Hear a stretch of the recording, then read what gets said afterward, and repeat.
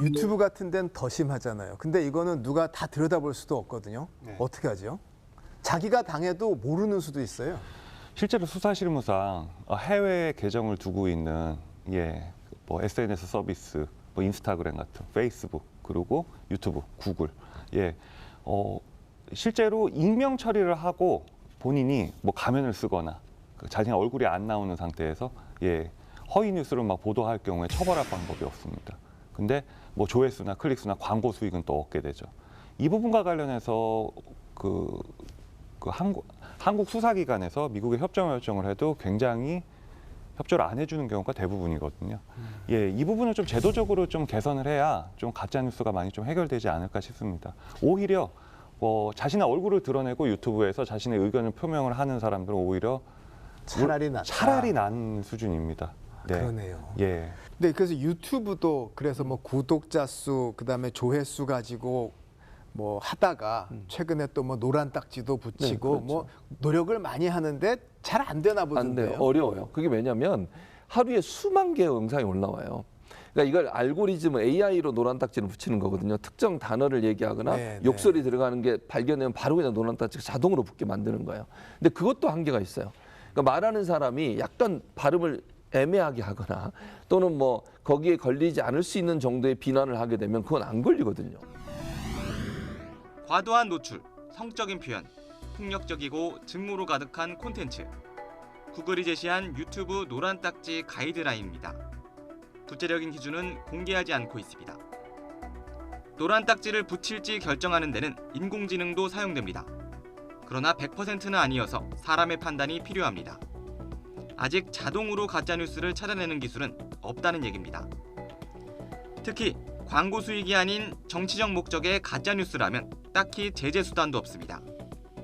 결국 노란 딱지보다 중요한 건 깨어있는 시민들의 분별력일 수밖에 없습니다. 그러니까 이런 내용들이 결국은 100% 걸러내기가 어렵다는 거예요. 그러니까 직접 사람이 보지 않으면 AI를 통해서 100% 모든 문제점을 찾아내기는 어려운 상황이고 그런 상황이 되다 보니까 결국은 이제 이런 그러니까 소위 노란 딱지를 붙이거나 아니면 자체적으로 뭐 청소년에게 유의한 어떤 영상물 이런 부분들이 못 올라오게 하더라도 그거를 완전히 막기는 어렵다. 그래서 제가 늘 주장하는 것 중 하나가 뭐냐면 이걸 자체 심의라고 그러거든요. 정부가 나서 심의하는 거는 논란이 될 수 있고 표현의 자유 억압이라고 비판을 받을 수 있으니 자체적으로 심의를 좀 더 강하게 만들기 위해서는 이걸 제공하는 플랫폼 사업자들도 일정 부분 책임을 지게 하자.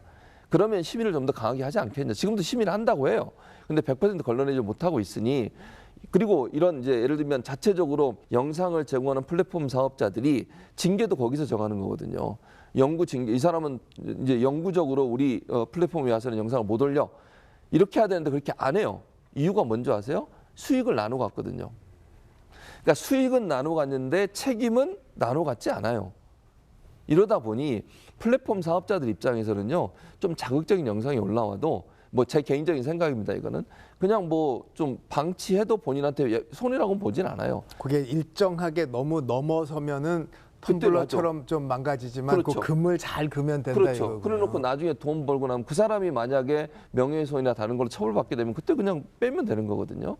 그래서 저는 이런 문제가 발생했을 때 플랫폼 사업자들 일정 부분의 책임을 지게 해서 좀 더 사전 심의를 강화하도록 하고 또 이런 문제가 발생한 사람들이 지속적으로 몇 개월 있다가 다시 제한이 풀려가지고 들어와서 다시 영상을 올리는 일을 없도록 하는 거 이걸 만드는 게 저는 필요하다고 봅니다.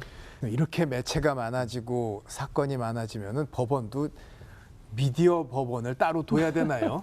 그래서 사실 언론중재위원회가 있는 거예요. 아, 그런 거죠. 그렇죠. 왜냐하면 법원 가기 전에 언론중재에 가서 중재를 시도하고 그리고 안 되면 법원으로 가는 거거든요. 근데 대부분 또 안 하고 가는 경우도 많아요. 언론중재위원회 아예 안 하고 그냥 가는 경우도 많은데 그래서 우리가 두고 있는 언론중재위원회인데 그 언론중재위원회에서 이 문제를 100% 다 해결하기는 상당히 어려워요. 특히 언론중재위원회에서 제소하는 부분은 현재 방송법이나 신문법에 의해서 운영되는 언론사, 그러니까 유튜브는 아니에요, 거기는. 그렇군요. 네, 그러니까 유튜브 같으면 이제 바로 법원으로 가야 돼요. SNS도 네, 아니고. 그러니까 현재 뭐 방송국, 언론사, 인터넷 매체를 포함해서요. 그러니까 페이스북의 구독자가 50만 명인 사람, 네. 유튜브 구독자가 뭐 한 100만 되고 클릭 수도만 50만 되는 사람은 언론사보다 훨씬 더 강력한 그렇죠, 매체력을 파워가 있죠. 갖는데 언론중재위는 그건 아니고 아니죠. 법원밖에 없다. 왜냐하면 거기는 언론의 범위 안에 포함이 안 돼요.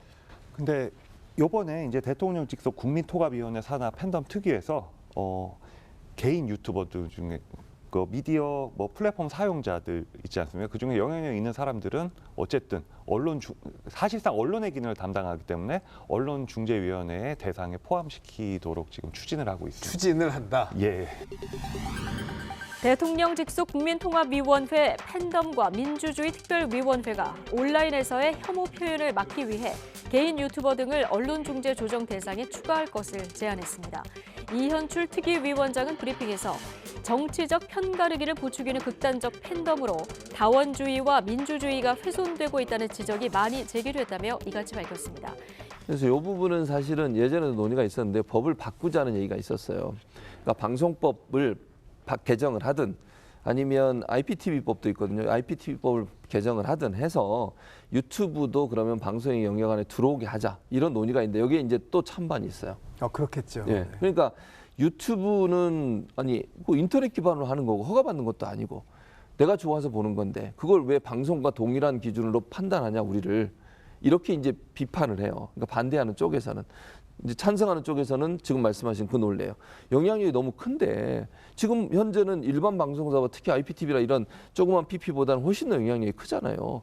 그런 언론사의 역할과 기능을 이미 하고 있는데 이걸 그냥 방치할 수 있느냐, 집어내야 된다.